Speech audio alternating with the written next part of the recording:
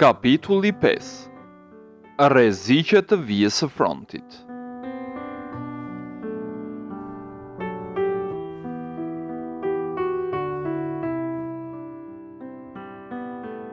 A je i vendosur të ecësh në rrugën e dishepullit? A je i vendosur të ndjekësh Krishtin kudo që ai do të të udhëheqë?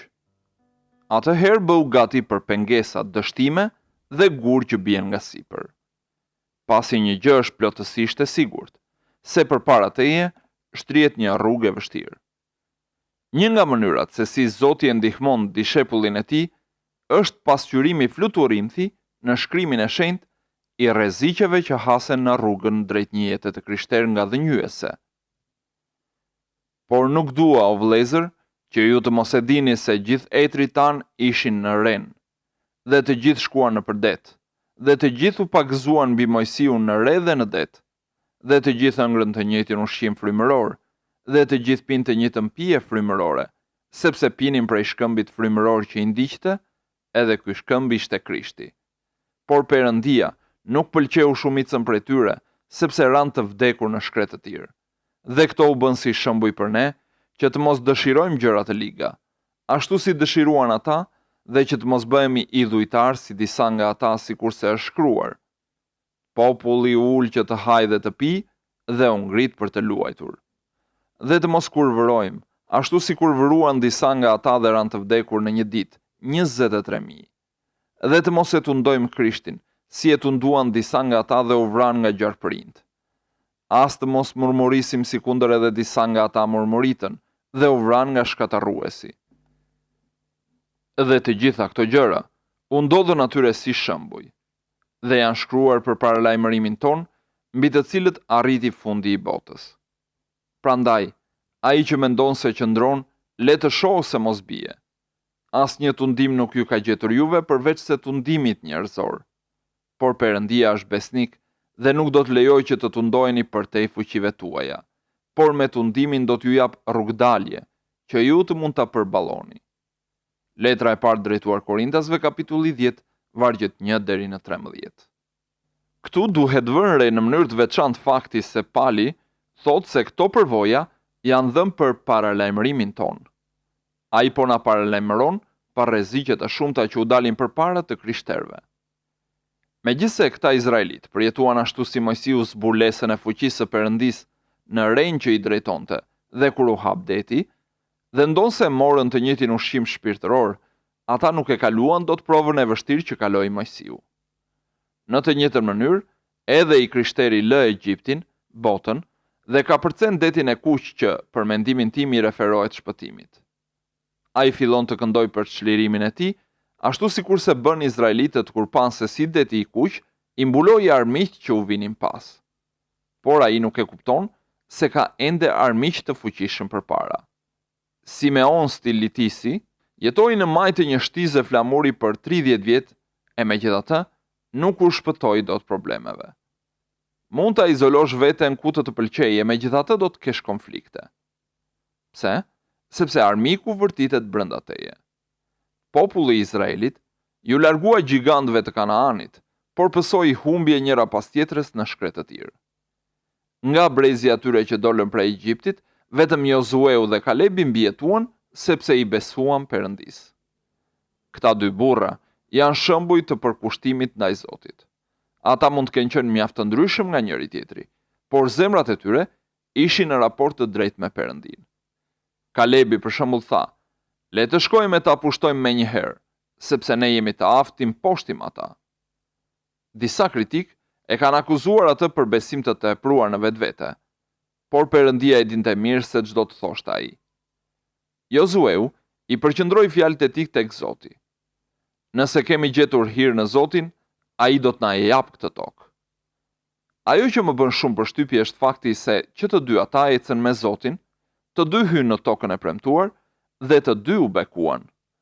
Ata nuk e gjykuan njëri tjetrin duke qenë të ndryshëm që përdorën, e as ne nuk duhet të bëjmë një gjë të tillë. Një i krishter i ri, i varfër në terma të krishterë dhe që s'di ta shprehë qartë doktrinën, mund të ketë në fakt më shumë besim tek vepra e Krishtit sesa ndonjë zotëri shumë i shenjtë që ditë i rendis mirë e bukur fjalët e tij deri në rrokjen e fundit. Çelësi për të hapur portën e Kanaanit ishte i njëjtë si për Kalebin, ashtu edhe për Jozueun. Besimi i tyre i sinqert e i patundur tek premtimi i Zotit.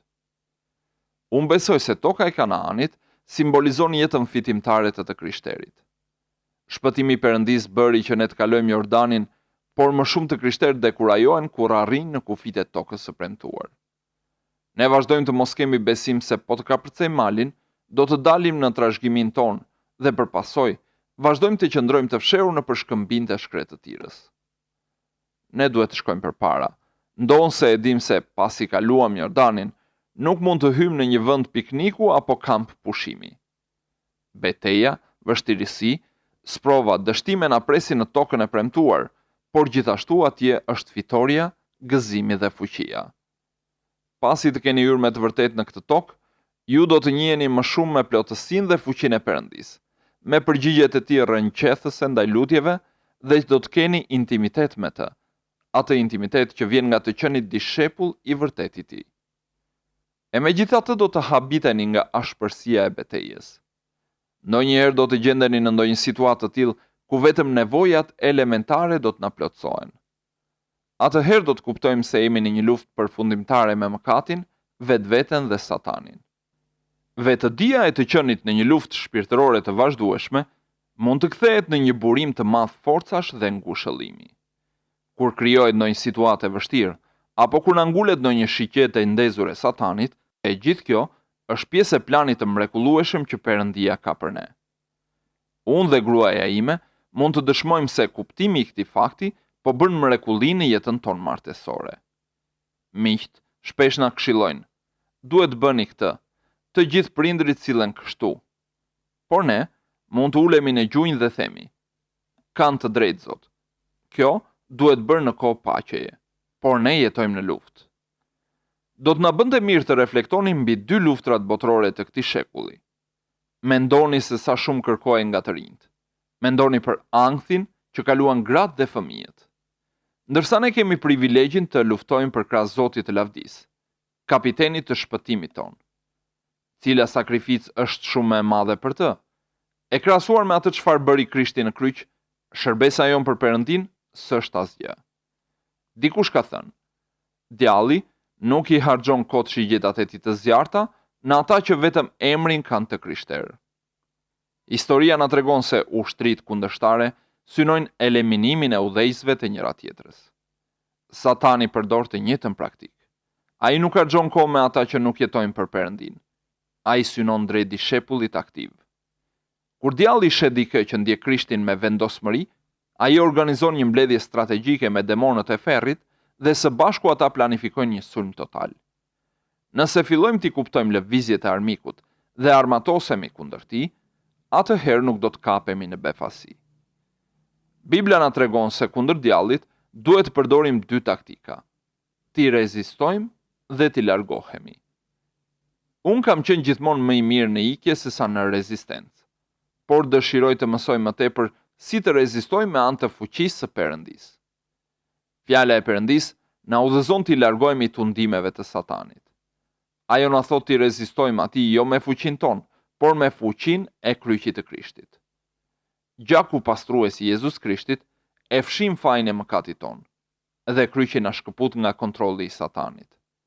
Rreziqet e tjera të fshehta që na paraqiten duhen identifikuar dhe shmangur, pasi vetëm kështu ruhet cilësia e jetës së kryqëzuar prej dishepulli. Rreziku i parë është krenaria. Fjala e Zotit thot: përpara shkatërrimit vjen kryelartësia. Fjalët e Urta kapitulli 16 vargu 18. Ne duhet i kërkojmë Perëndis që të na jetojë zemrat dhe të çorrënjos këtë rrezik tinzar, i cili her pas here ka sjell shkatërrim mbi të krishterët. Unë kam parë se si të rinj të përkushtuar, plot zell, e të mbushur me shpirtin e shenjtë, dhe të cilët Perëndia me sa dukej po i përdorte, e kanë humbur krejtësisht efektivitetin e tyre për shkak të krenarisë. Ata kanë parë përgjigje ndaj lutjeve dhe kanë qenë të sigurt se po komunikojnë me Perëndin. Zoti i ka përdorur fuqimisht për shpëtimin e shpirtrave të tjerë, ose u është thënë se kanë dhënë një dhunti të caktuar. Pastaj, mendje madhësia shpirtërore i ka pushtuar dhe ka filluar të përcaktojë sjelljen e tyre. Një tregues i qëndrueshmërisë shpirtërore dhe emocionale është të mbetesh i pandryshuar pas lëvdatave. Një njeri i tillë i pranon lëvdatat dhe nderimet e njerëzve me realizëm. Ai e di se kujt i takon lavdia e vërtet. Njeriu i paqëndrueshëm e pranon lavdërimin dhe mbahet fort pas tij. Nëse i thuhet se ka dobësi në një fushë të caktuar, ai ngushëllohet me kujtimin e dikujt që i ka thënë se ajo është pika e tij e fortë. Një krishter i ekuilibruar di se si të pranojë lavdërimin e njerëzve me modesti dhe si t'u japë rëndësinë e dur kritikave të tyre. Kur të arrini një sukses në diçka që bëni për Perëndin, keni kujdes të ruheni nga krenaria dhe pendohuni për të parakryqit.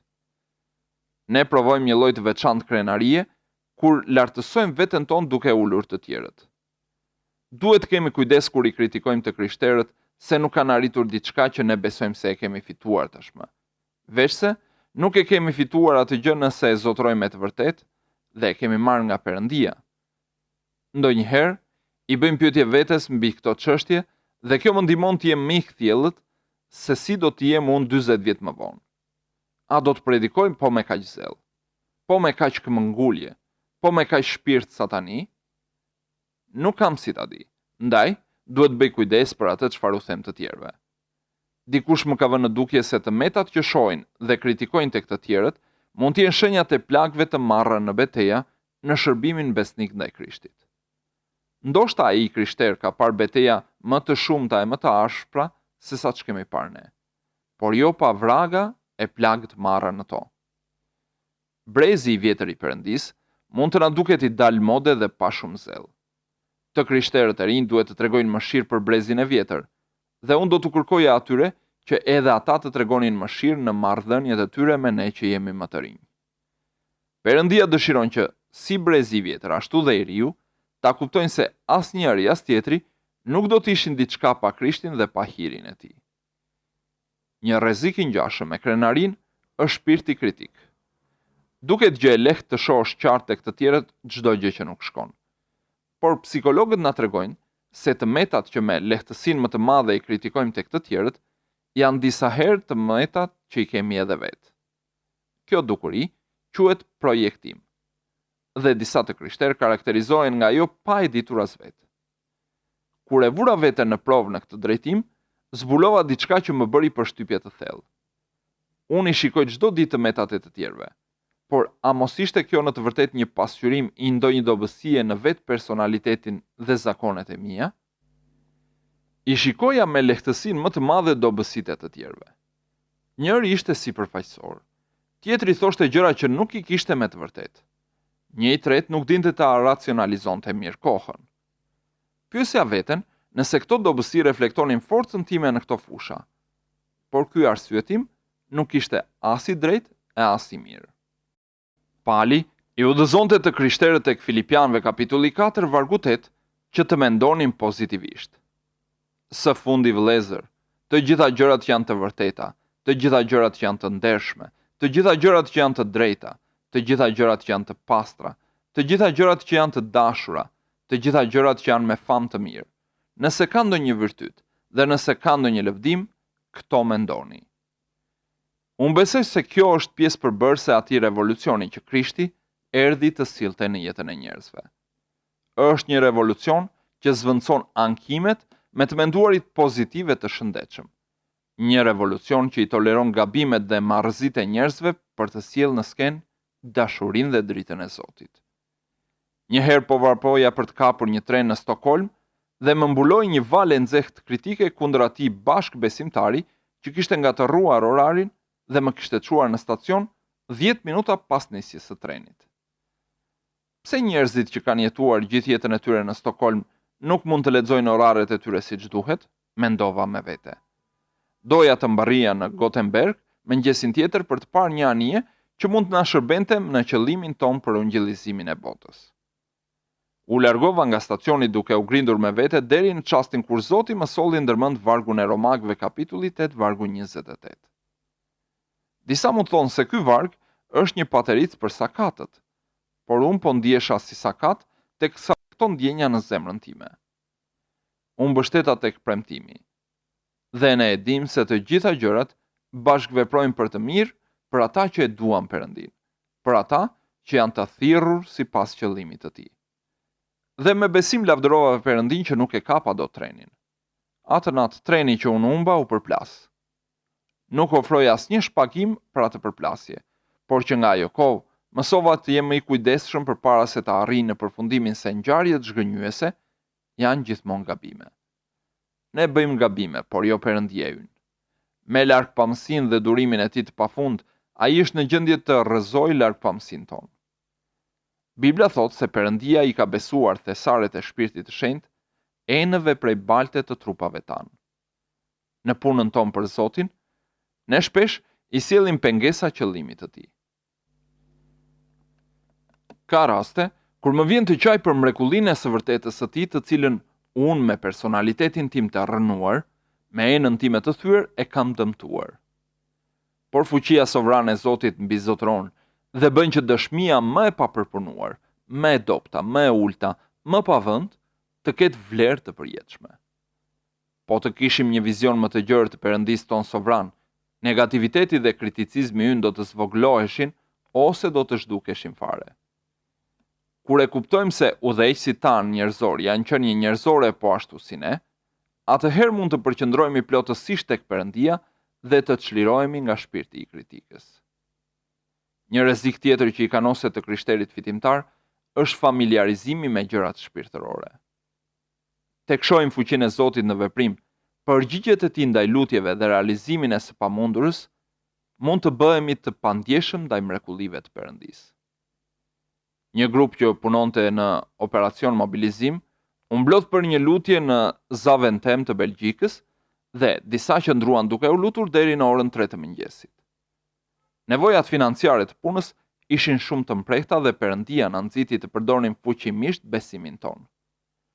Kur shkuam të flinim, kishim një bindje të plotë se Perëndia do të vepronte. Mëngjesin tjetër, më duhet i telefonoja zyrës sonë qendrore në Angli për disa çështje të tjera. Dikush në telefon më pyeti nëse kisha dëgjuar për një dhuratë të madhe që kishte ardhur në një vend tjetër. Telegrami që lajmëronte për dhuratën kishte mbërritur në zyrat tona në Angli po atë ditë. Shuma e dhuruar ishte $6.000. Këto para nuk vinin nga dikush që ishte 1.000 milje larg dhe që i kishte dërguar kohë më parë. Gjëra të tilla i kemi përjetuar për rreth një dekadë me radhë dhe thjesht lavdërojmë Zotin dhe përgjigjet e tij të lutjeve. Por ekziston një rrezik i madh që ne mund të familiarizohemi me mrekullitë dhe mund të mos na bëjnë më përshtypje veprimet e mrekullueshme të Zotit. Bibla thotë se ëngjëjt në qiell gëzohen kur një shpirt shpëtohet, por ne ndonjëherë nuk gëzohemi, por nuk shpëtua një dyzin me shpirtra. Ma kujtohet kur studioja në kolegjin biblik dhe dilja për të ungjillizuar e më jepej mundësia të ndihmoja dikë të vinte në besim. Vërtet që entuziazmohesha dhe turresha me gëzim në dhomën e një studenti tjetër, e gjithë gëzimi thoja: "Eja, lere punën dhe le të gëzohemi vetëm për fitoren e tonë e jo për atë të tjetrit." Një familjarizim i tillë copton zemrën kur shfaqet në mbledhjen e njerëzve të Zotit. Nganjëherë mblidhemi rreth darkës së Zotit për të përkujtuar vdekjen e tij, dhe ka më pak lavdërim mes nesh se sa çdo të kishte po të kishim ngrënë një vakt me vezë sallam pas një nate të gjatë. Izraelitët në shkretë të tir i shpërfillën mrekullitë e Zotit. Atyre ju mërzit mana dhe donin mish. Zoti u dha atyre mishin që kërkuan dhe shpirti i tyre tha: "E njëjta gjë mund të na ndodhe edhe ne." Një rrezik tjetër i jetës së krishter është asketizmi. Nëse i kërkojmë vetë vështirësitë pasi kështu na arritet reputacioni ynë, atëherë nuk jemi duke vuajtur për hir të Krishtit. Një shembull i tillë është ai një djalë i ri, pjesëmarrës në një mision ungjillizimi, të cilin e ftuan të qëndronte një natë në një familje të krishterë dhe në të cilën qellonin që e zonja e shtëpisë hoqi shumë për të përgatitur një shtrat të rehatshëm. I riu u ngrefos me krenari dhe shpalli se ai nuk flinte më në shtrat.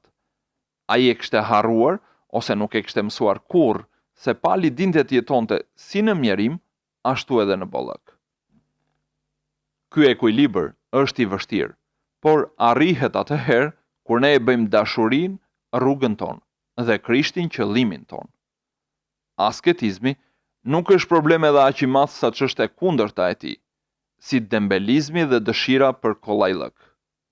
Ky është një nga rreziqet më serioze për të krishterët me pozitë dhe që nuk i jap llogari njeriu. Disiplina na bën mirë, ndërsa partacia është një mëkat i madh. Një nga arsyet pse kishës i mungojnë ushtarët e thjesht është fakti se asaj mungojnë njerëzit me vullnet të fortë. Njerëzit e Nehemias e mbaruan detyrën që u ishte caktuar sepse ata ishin të vendosur të punonin. Kur mungon presioni i detyrës, dembelizmi bëhet rrezik i madh për shumë të krishterë. Pastaj, ekziston rreziku serioz i skualifikimit. Kur Perëndia fillon të përdorë në një shërbes me rëndësi, djalli afrohet për të gjetur në një tëmet, të cilën ai mund ta shfrytëzojë për të bërë skandal. Ungjillori Alan Redpath ka theksuar se mëkati i mbretit David me Bethshebën u paraprin nga tërheqja e tij e mëkatshme nga betejë. Ndërsa trupat e tij luftonin armikun, ai bënte pushim. Dhe ishte ky pushim shpirtëror e fizik që i hapi rrugë ciklonit të tundimit, i cili e çoi atë drejt epshit mëkatar dhe solli ndëshkimin e Zotit. Kjo ngjarje na jep të kuptojmë se sa rrezik ka largimi nga vendi ku Perëndia na ka thirrur të jemi. Ndërprerja e miqësisë me Zotin Jezus Krisht, përmbushja e dëshirave egoiste dhe kriticizmi arrogant. Këto i japin Satanit rast të pushtojë shpirtin ton dhe të ndezin mëkatin që i sjell turp Perëndis dhe rënon dëshmin ton. Megjithse mëkati mund të falet, pasojat e tij mund të pengojnë ungjillin për vite me radhë. Jeta e krishterë në tokën e premtuar ende kërcënohet nga rreziqet, dhe ne duhet jemi të vetëdijshëm për to. Duhet të mbajmë mend paralajmërimin që na bëhet tek letra e parë drejtuar Korintasve, kapitulli 10 vargu 12. Prandaj ai që mendon se qëndron, le të shohë se mos bie. Në mes të gjithë rreziqeve, ndihma e Zotit për ne është konstante.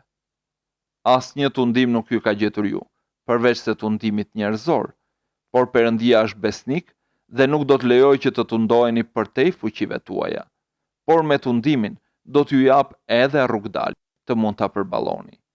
Letra e parë drejtuar Korintasve, kapitulli 10 vargu 13. Zgjidheni këtë rrugdalje dhe hiri i Zotit do t'ju sjellë fitore.